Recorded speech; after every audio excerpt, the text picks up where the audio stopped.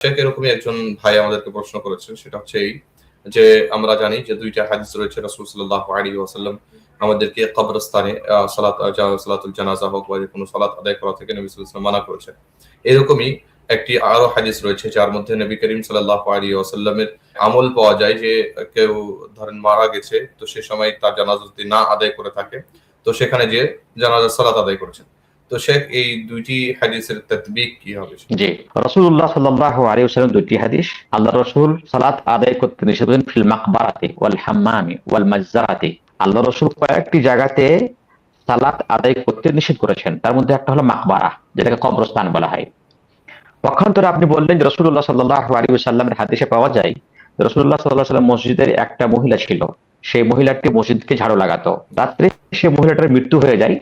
সাহাবায়ে কেরামরা সেই মহিলাটিকে রাত্রেবেলায় দাফন করে দেন কবরস্থানে। আল্লাহ নবীকে ওর খবর দেননি।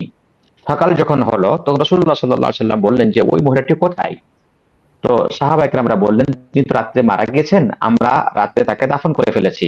আপনাকে আপনার যাতে ঘুমের ডিস্টার্ব না হয় ওইজন্য রাত্রেবেলায় আমরা এটা ভালো মনে করলাম না আপনাকে এর বার্তা দেওয়া।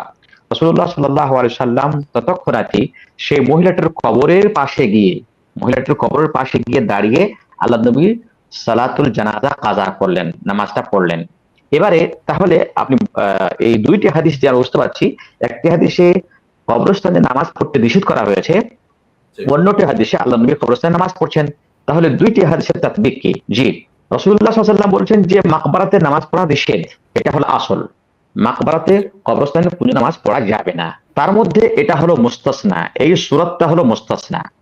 অর্থাৎ কেউ যদি কারো জানাজায় শরীক হতে না পারে কিংবা জানাজায় শরীক হওয়ার জন্য সে বাড়ি থেকে বেরিয়ে গেছে, যখন সে পৌঁছালো জানাজার স্থানে দেখা গেল যে জানাজার নামাজ হয়ে গেছে অলরেডি এবং সে মাইয়েতকে দাফন করা হয়ে গেছে, তাহলে তার জন্য সুন্নত হলো এই যে সে কবরস্থানে তার পাশে কবরের পাশে দাঁড়িয়ে কিবলামুখী হয়ে সে সালাত আদায় করবে, অর্থাৎ সালাতুল জানাজা আদায় করবে। এই সূরাতটা হলো মুস্তাসনা। এই সূরাতটা হলো কি? মুস্তাসনা। কবরস্থানে নামাজ পড়া নিষেধ, কিন্তু কারো যদি জানাজার নামাজ ছুটে যায় তাহলে সে কবরের উপরে দাঁড়িয়ে তার জানাজা পড়বে, এটা হলো মুস্তাসনা। সুতরাং ২ টা হাদিসের মধ্যে কোনো তাআরুজ নেই। জি।